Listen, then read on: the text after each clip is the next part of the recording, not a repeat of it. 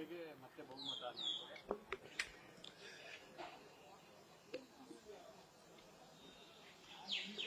ಏನೊಂದು ಇಡೀ ದೇಶದಲ್ಲಿ ಭಾರತದಲ್ಲಿ ನಡೆದಂತ ಲೋಕಸಭಾ ಚುನಾವಣೆ 7 ಹಂತದಲ್ಲಿ ನಡೆದು ಈ ಒಂದು ಮತದಾನ ಈಗಾಗಲೇ ಪೂರೈಸುವಂತದ್ದಾಗಿದೆ. ಮತ ಎಣಿಕೆ ಮಾತ್ರ ಬಾಕಿ ಇದೆ. ಇದರ ಮುಂಚೆ ಬಂದಂತ ಎಕ್ಸಿಟ್ ಪೋಲ್, ಎಲ್ಲ ಎಕ್ಸಿಟ್ ಪೋಲಲ್ಲೂ ಎನ್ಡಿಎ ಬಹಳ ದೊಡ್ಡ ಬಹುಮತವನ್ನು ಪಡೆಯುತ್ತೆ ಅನ್ನುವಂತ ಒಂದು ವರದಿ ಈಗಾಗಲೇ ಪ್ರಸಾರ ಆಗಿರುವಂತದ್ದಿದೆ. ಎಲ್ಲ ಎಕ್ಸಿಟ್ ಪೋಲಲ್ಲೂ ಕಳೆದ ಬಾರಿಗಿಂತ ಹೆಚ್ಚಿನ ಸಂಖ್ಯೆ ಭಾರತೀಯ ಜನತಾ ಪಾರ್ಟಿ ಪಡೆಯುವಂತದ್ದಾಗುತ್ತೆ. ಮತ್ತು ಎನ್ಡಿಎನು ಇನ್ನು ಹೆಚ್ಚಿನ ಸಂಖ್ಯೆ ಮತ್ತು ಹೆಚ್ಚಿನ ಪರ್ಸೆಂಟೇಜ್ ಆಫ್ ವೋಟ್, ಇವೆಲ್ಲರ ಸಂಕೇತ ಪ್ರೋ ಇನ್ಕಂಬೆನ್ಸಿ, ಮತ್ತೊಮ್ಮೆ ನರೇಂದ್ರ ಮೋದಿ ಅವರ ಸರ್ಕಾರ ಬೇಕು ಅನ್ನುವಂಥದ್ದು. ಇಡೀ ದೇಶ ವ್ಯಾಪ್ತಿಯಲ್ಲಿ ವಿವಿಧತೆಯಲ್ಲಿ ಏಕತೆ, ಒಂದೇ ಏಕತೆ, ಒಂದೇ ವಿಚಾರ.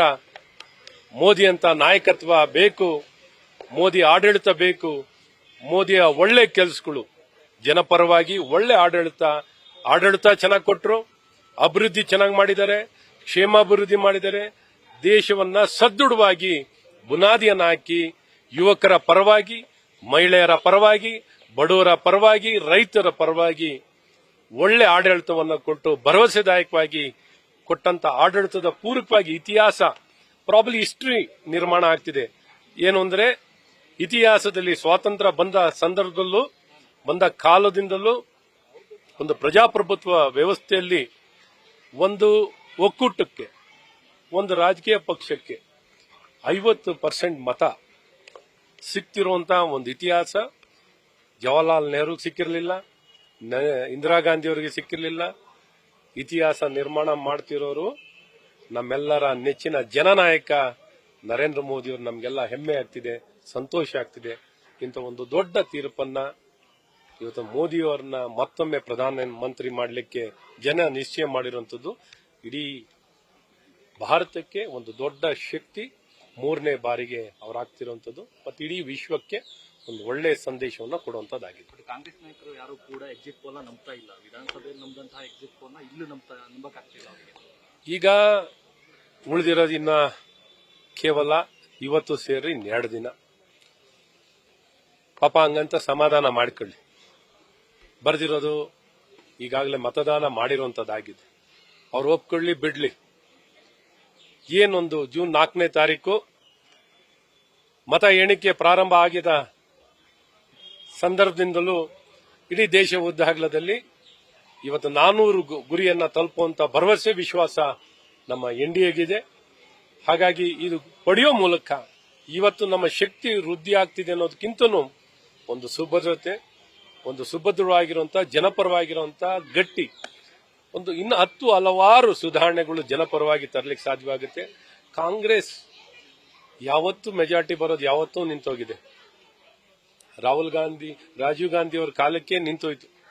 ಹಾಗಾಗಿ ಆದ್ರೂ ಆಸೆ, ಹೇಗಾದ್ರೂ ಮಾಡಿ ಏನಾರ ಆಗ್ಲಿ, ಟಕಾಟಕ್ ಏನಿಲ್ಲ, ಬೇರೆ ಏನ್ ಬರಲ್ಲ. ಟಕಾಟಕ್ ಎಲ್ಲ ಟಕಾಟಕ್ ಪಾಪ ಟಕಾಟಕ್ ಅಂತ ಈಗ ಇವರನ್ನ ಮನೆ ಕಳಿಸಿದ್ದಾರೆ. ಟಕಾಟಕ್. ಸೊ ಈ ಟಕಾಟಕ್ ಗಿರಾಕಿಗಳನ್ನೆಲ್ಲ ಹುಡ್ಕೊಂಬರ್ಬೇಕು. ಪಾಪ ಏನೇನೋ ಕ್ಯೂ ಹತ್ತಿಸ್ಬಿಟ್ಟಿದ್ರು, ಎಲ್ಲೆಲ್ಲೋ ಕ್ಯೂ, ಎಲ್ಲಿ ನೋಡ್ರು ಕ್ಯೂ ಏನೋ. ಸೊ ಹಾಗಾಗಿ ಬಹಳ ಆಸೆಯಿಂದ ಪಾಪ ಜನಕ್ಕೆ ಮೋಸ ಮಾಡಿ ಬರೀ ಭರವಸೆ ಕೊಟ್ಟು ಒಳ್ಳೆ ಆಡಳಿತ ಕೊಡುವಂತ ಭಾಷೆನೇ ಗೊತ್ತಿಲ್ಲದಂತ ಈ ಕಾಂಗ್ರೆಸ್ ಆಡಳಿತ ಆಧಾರಿತವಾಗಿ ನಾವು ಒಳ್ಳೆ ಆಡಳಿತ ಕೊಡ್ತೀನಿ ಅಂತ ಹೇಳಕ್ ಬಂದಿಲ್ಲ. ಬರೀ ವರ್ಗಾವಣೆ ಮಾಡುವಂತಕ್ಕೆ ಏನು ಅತ್ತೆದ್ದು ತೆಗೆದು ಅಳಿಮೆಯ ದಾನ ಮಾಡ್ದಂಗೆ ಮಾಡಕ್ಕೆ ಇವರೇ ಮಹಾನ್ ಬರಬೇಕು. ಇವರೇನು ಉತ್ಪಾದನೆ ಮಾಡಿ ದೇಶವನ್ನ ಸದೃಢವಾಗಿ ಕಟ್ಟಿ ಒಬ್ಬ ವ್ಯಕ್ತಿ ತನ್ನ ಕಾಲ ಮೇಲೆ ನಿಂತ್ಕೊಳ್ಳೋ ರೀತಿಯಲ್ಲಿ ಮಾಡಿಕೊಡ್ತೀವಿ ಅನ್ನೋಂಥ ಭಾಷೆನೇ ಗೊತ್ತಿಲ್ಲದಂತ ಇಂಥ ಅಪ್ರಸ್ತುತ ಕಾಂಗ್ರೆಸ್ ನಮ್ಮ ದೇಶಕ್ಕೆ ಒಂದು ದರಿದ್ರ ಇದ್ದಾಗೆ. ಈ ದರಿದ್ರ ಮುಕ್ತವಾಗಬೇಕು. ದಾರಿದ್ರ್ಯ ಅನ್ನೋಂಥದ್ದು ಕಾಂಗ್ರೆಸ್ ಈ ದೇಶಕ್ಕೆ ತಂದುಕೊಟ್ಟಿದ್ದಾರೆ. ಈ ದಾರಿದ್ರ್ಯ ಈ ಕಾಂಗ್ರೆಸ್ಸಿನ ಜೊತೆಲೆ ಹೋಗಬೇಕು. ಒಂದು ಭರವಸೆದಾಯಕವಾಗಿ ಜನಪರವಾಗಿ ಜನ ತನ್ನ ಕಾಲ ಮೇಲೆ ನಿಂತು ಸ್ವಾಭಿಮಾನ ಅಭಿಮಾನದಿಂದ ಇಡೀ ವಿಶ್ವ ಎದುರು ನೋಡೋ ರೀತಿಯಲ್ಲಿ ನಮ್ಮ ದೇಶ ಬೆಳಿಬೇಕು ಅಂತ ನಾಯಕತ್ವ ಕೊಡುವಂತ ಶಕ್ತಿ ಇವತ್ತು ಮೋದಿ ನಾಯಕತ್ವ. ಮೋದಿ ಅಂತ ಮಹಾನ್ ನಾಯಕ ನಮಗೆ ಸದಾಕಾಲ ಶಾಶ್ವತವಾಗಿ ಅವರ ಒಂದು ನಾಯಕತ್ವ ಇಡೀ ಪ್ರತಿಯೊಬ್ಬ ಭಾರತೀಯನಲ್ಲೂ ಆ ಪ್ರೇರೇಪಣೆಯನ್ನು ಕೊಟ್ಟು ಪ್ರತಿಯೊಬ್ಬನು ಮೋದಿ ರೀತಿ ಬೆಳಿಬೇಕು.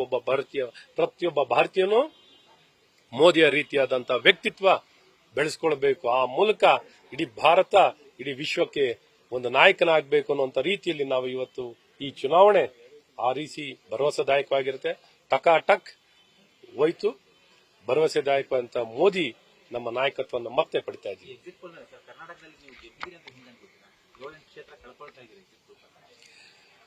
ನೋಡಿ ಸರ್, ಇವತ್ತು ಮೋದಿಯವರು ಭರವಸೆದಾಯಕವಾಗಿ ಇವತ್ತು ಜನ ಪ್ರೀತಿಸುವಂತ ಒಬ್ಬ ಏಕೈಕ ನಾಯಕ.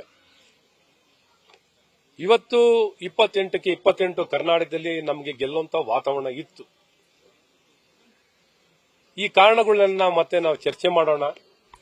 ಆದ್ರೆ ಜನ ಮಾತ್ರ ಮತ ಹಾಕ್ಲಿಕ್ಕೆ ತಯಾರಿದ್ರು.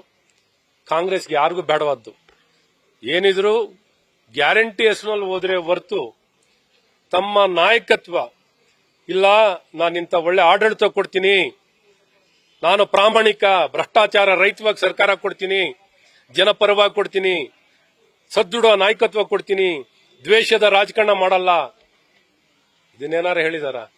ಬರೀ ಸಮಾಜ ಒಡೆಯುವಂತ ಕೆಲಸ, ತುಷ್ಟೀಕರಣದ ರಾಜಕಾರಣ, ಸಮಾಜ ಒಡೆಯುವಂತ ಕೆಲಸಗಳನ್ನ ಮಾಡುವಂತ ಕೆಲಸವನ್ನು ಮಾಡಿ ಇವತ್ತು ಕಾಂಗ್ರೆಸ್ ಮತಯಾಚನೆ ಮಾಡಿದ್ದಾರೆ. ಬರೀ ಗ್ಯಾರಂಟಿ ಆ ರಕ್ಷಣೆನಲ್ಲಿ ಹೋಗಿದ್ದಾರೆ. ಇವರು ನಿರ್ದಿಷ್ಟವಾದ ಒಂದು ನಾಯಕತ್ವ ಆಧಾರಿತವಾಗಿ ಆಗಿಲ್ಲ. ಇನ್ನ ಬೇರೆ ಬೇರೆ ಕಾರಣಗಳು ಇರಬಹುದು. ಬೇರೆ ಬೇರೆ ಕಾರಣ ನಮ್ಮಲ್ಲೂ ಇನ್ನೂ ಚೆನ್ನಾಗಿ ಮಾಡಬಹುದಿತ್ತು. ಇನ್ನೂ ಆ ಮಟ್ಟಕ್ಕೆ ನಾವೆಲ್ಲ ಒಂದ್ ಕಡೆ ಕಾರ್ಯಗಳು ಮಾಡಿಲ್ಲ. ಹಾಗಾಗಿ ಇಲ್ಲದೆ 28ಕ್ಕೆ 28 ಸಂದೇಶ ಬಹಳ ಸ್ಪಷ್ಟವಾಗಿ ಕೊಡಬಹುದಿತ್ತು. ಈ ಕೊಡುವಂಥದ್ದು ನೋಡೋಣ. ಇನ್ನೂ ಏನು ಹತಾಶರಾಗುವಂಥದ್ದು ಏನಿಲ್ಲ. 28ಕ್ಕೆ 28 ಆದ್ರೂ ಆಗುತ್ತೆ, ಆಗಲ್ಲ ಅಂತೇನಿಲ್ಲ. ಇವತ್ತು ಮೋದಿಗೆ ಮತ ಕೊಡಬೇಕು ಅಂತ ಇಡೀ ಭಾರತ ಪ್ರತಿಯೊಬ್ಬ ವ್ಯಕ್ತಿನೂ ನಿಶ್ಚಯ ಮಾಡಿದ್ದಾನೆ. ಮೋದಿಗೆ ಮತ ಕೊಡಬೇಕು, ಮತ್ತೊಮ್ಮೆ ಮೋದಿ ಬೇಕು ಅನ್ನುವಂಥದ್ದು ಜನ ನಿಶ್ಚಯ ಮಾಡಿದ್ದಾರೆ. ಇದ್ರ ಮಧ್ಯದಲ್ಲಿ ಇನ್ನ ಏನು ಎದುರು ನೋಡುವಂಥದ್ದಿದೆ, ನೋಡೋಣ, ಕಾದ್ ನೋಡೋಣ. ಜೂನ್ 4ನೇ ತಾರೀಕು ಇನ್ನು ಅತಿ ಹೆಚ್ಚಿನ ಸಂಖ್ಯೆಯಲ್ಲಿ ಇನ್ನೂ ಜನ ಆಶೀರ್ವಾದ ಮಾಡಿರ್ತಾರೆ ಅಂತ ವಿಶ್ವಾಸ ನನಗಿದೆ. ಹಾಗಾಗಿ ಮೋದಿಯ ನಾಯಕತ್ವ ದೇಶದಲ್ಲಿ ಇತಿಹಾಸ ನಿರ್ಮಾಣ ಆಗಿದೆ. ಈ ನಿರ್ಮಾಣ ಆಗಿರುವಂತದನ್ನ ಶಾಶ್ವತವಾಗಿ ನಾವು ಉಳಿಸ್ಕೋಬೇಕು. ಗುಣಮಟ್ಟದ ರಾಜಕಾರಣ ಗುಣಮಟ್ಟದಲ್ಲಿ ಮಾಡಲಿಕ್ಕೆ ಮೋದಿಯವರೇ ಸಾಕ್ಷಿ. ಸೊ ಮೋದಿತ್ವ, ಮೋದಿ ಪೊಲಿಟಿಕ್ಸ್, ಮೋದಿ ಒಂದು ಮಾದರಿಯಾಗಿ ಒಂದು ರಾಜಕೀಯದಲ್ಲಿ ಹೊಸ ಇತಿಹಾಸ ನಿರ್ಮಾಣ ಮಾಡುವಂತ ವ್ಯಕ್ತಿಯಾಗಿ ಈ ದೇಶದಲ್ಲಿ ಹೊರಹೊಮ್ಮಿದ್ದಾರೆ. ನಿಜಕ್ಕೂ ನಮಗೆಲ್ಲ ಹೆಮ್ಮೆ ಆಗತ್ತೆ. ನಾನೊಬ್ಬ ಭಾರತೀಯ ಜನತಾ ಪಾರ್ಟಿಯ ಕಾರ್ಯಕರ್ತನಾಗಿ ಹೇಳ್ತಿರುವಂತ ಮಾತಲ್ಲ, ಒಬ್ಬ ಪ್ರಜೆಯಾಗಿ ನಾನು ಮಾತಾಡ್ತಿರುವಂತದ್ದು.